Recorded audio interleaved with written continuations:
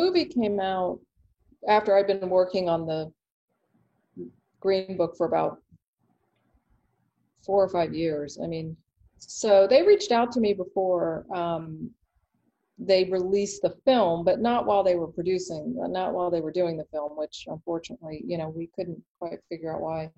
But Universal Studios did come and interview me and put me on, I guess, on the DVD for the extras, because after they created the film and screened it, the first question everybody asked was, what was the Green Book?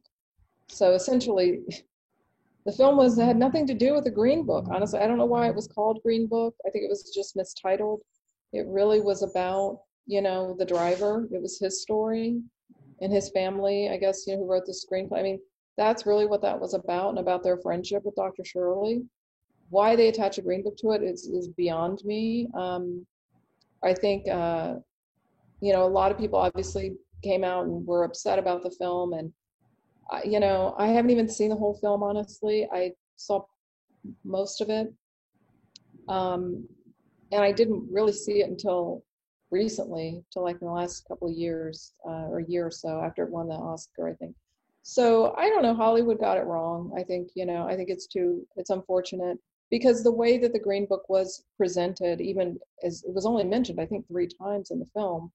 And when it was when Dr. Shirley goes to the place that was supposed to be in Birmingham, Alabama, that was supposed to be a Green Book site, and he's this man of culture and has all of, he's of a certain class, and he's in this downtrodden place, and he feels very uncomfortable, and and the reality was in the early 1960s, if he had a Green Book, which he did, he would have gone to a really popular Green Book site called the A.G. Gaston Hotel, where King went.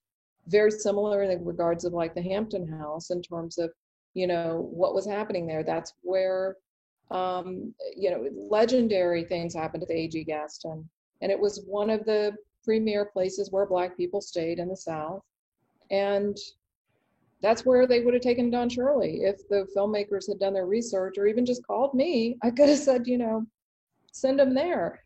But again, it perpetuates the story, the stereotype that only, what was left over for Black folks was not nice, was not, was a certain class. And there were all different kinds of Green Book sites. The Waldorf Astoria was listed in the Green Book. There were fancy white-owned buildings that, and then there were a lot of really well-established Black businessmen like A.G. Gaston. There's a whole book about him and all that he was able to accomplish. They called him like kind of the Black Trump of his time. He had so many businesses. I mean, really, he was, he had a lot of clout and power and businesses. So, it's unfortunate that they basically didn't do their homework or call me, or even just, I don't know, I don't have a whole lot of it's unfortunate, but it's not surprising.